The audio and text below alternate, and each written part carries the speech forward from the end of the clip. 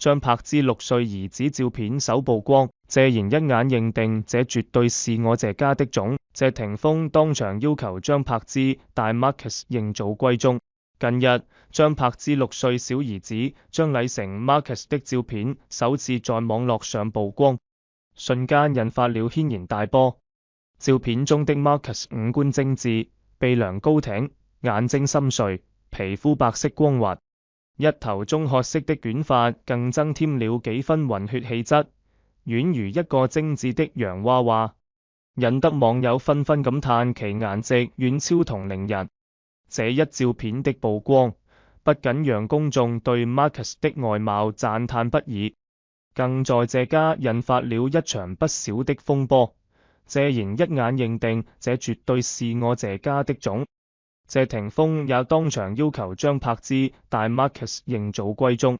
照片曝光， Marcus 的可愛模樣引發關注。張柏芝一直以來對小兒子 Marcus 的保護十分嚴密，很少讓他在公眾面前露面。此次照片的曝光，無疑是一個意外之喜。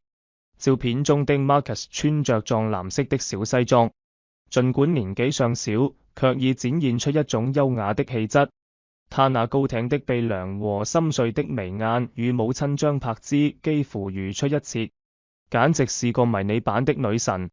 而張柏芝則以一身休閒裝亮相，玫紅色的短上衣搭配印花熱褲，修長美腿讓人目不轉睛，緊緻的皮膚讓她看不出歲月的痕跡，母子倆站在一起，竟有種姐弟的感覺，甚至有路人誤認他們是兄妹。這組照片迅速在網絡上傳播開來，網友們紛紛被 Marcus 的可愛模樣所吸引，大家對他的外貌讚不絕口，有人稱讚他是小王子，有人感嘆他基因強大，長大一定更厲害。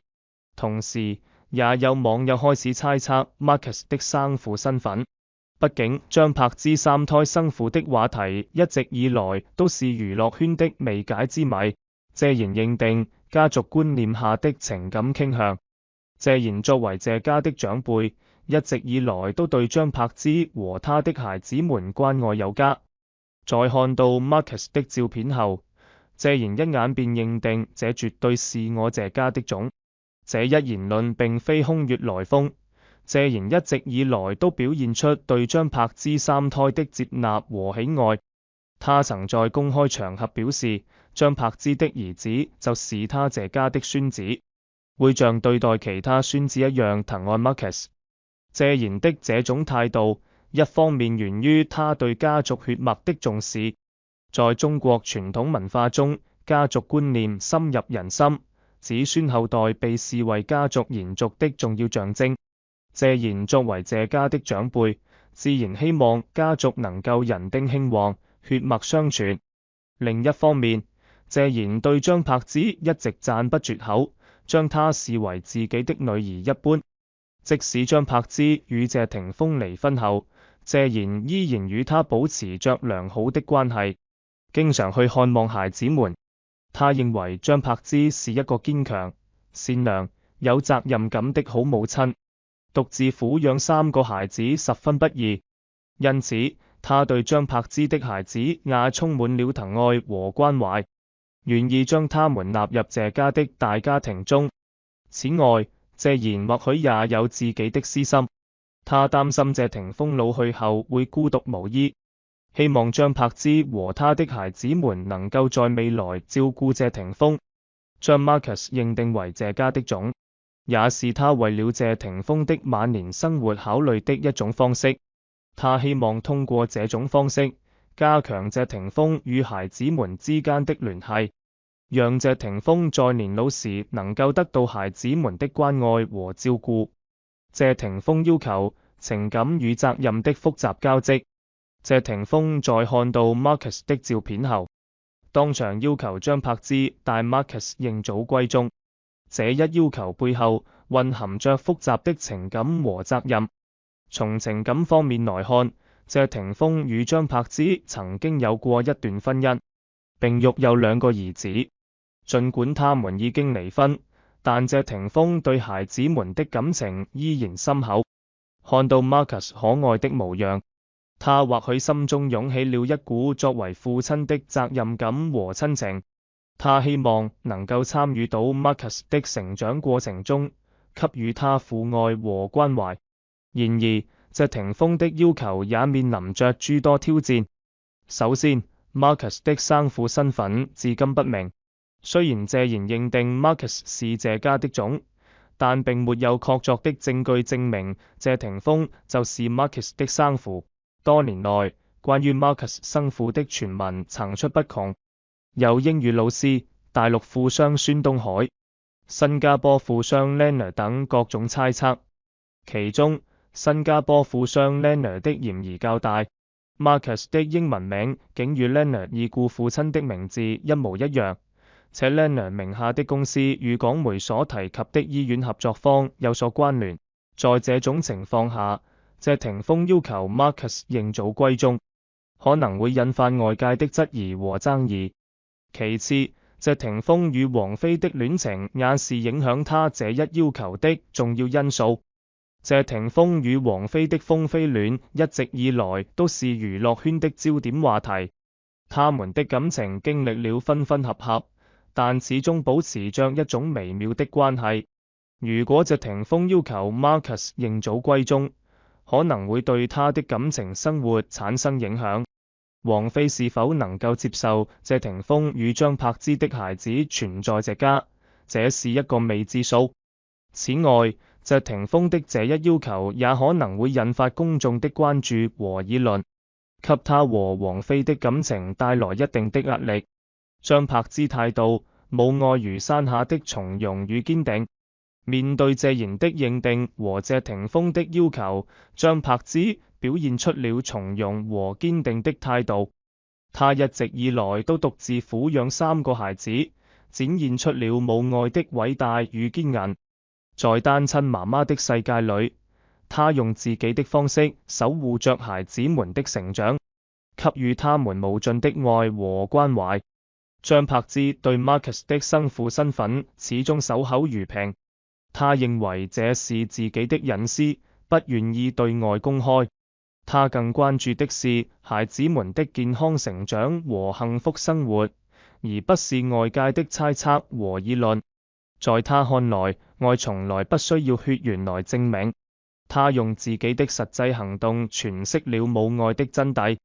對於謝賢的疼愛和接納，張柏芝心懷感激。他努力讓孩子們與爺爺保持親密聯繫，經常帶孩子們去看望謝賢。他尊重謝賢的意見和想法，但也堅持自己的原則和立場。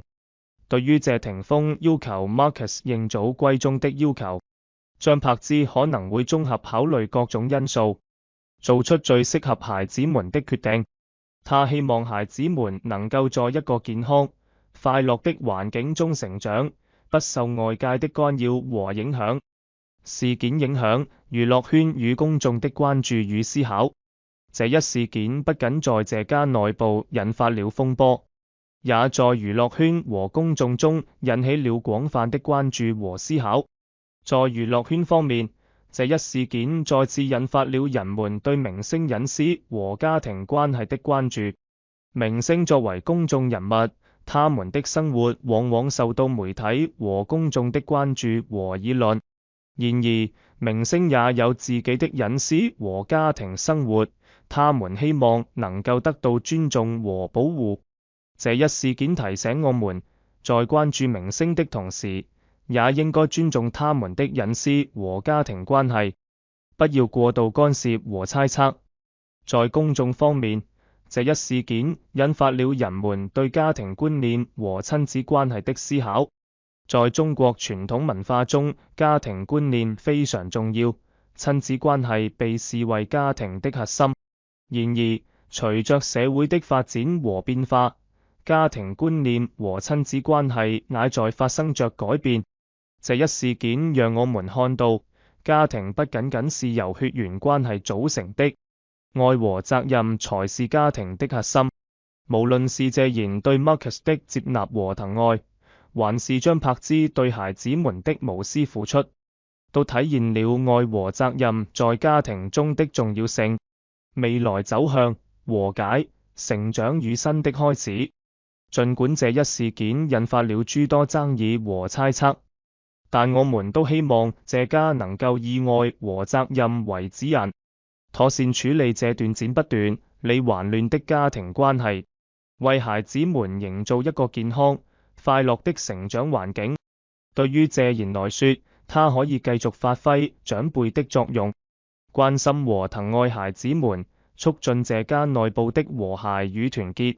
他的言行舉止對這家的影響很大，他可以通過自己的行動傳遞正能量，讓這家的每個人都感受到家庭的溫暖和關愛。對於謝霆鋒來說，他需要認真思考自己的感情生活和家庭責任。如果他真的希望能夠參與到 Marcus 的成長過程中，他應該與張柏芝進行坦誠的溝通和交流，尊重張柏芝的意見和決定。同時，他也應該處理好與王菲的感情關係，避免給雙方帶來不必要的傷害。對於張柏芝來說，他可以繼續用自己的愛和堅韌守護着孩子們的成長。他可以與謝家保持良好的溝通和聯繫，讓孩子們感受到來自不同方面的關愛和支持。同時，他也可以關注自己的事業發展，實現自己的人生價值。而對於 Marcus 和他的兩個哥哥來說，他們是無辜的孩子，應該在一個充滿愛和關懷的環境中成長。希望這家的風波不要影響到他們的身心健康，讓他們能夠快樂地度過童年時光，未來成為有責任感、有擔當的人。張柏芝6歲兒子照片首曝光所引發的家族風波，讓我們看到了家庭關係的複雜性和多樣性。在這個充滿挑戰和機遇的時代，我們應該以愛和責任為出發點，尊重每個人的選擇和決定，共同營造一個和諧、美好的社會環境。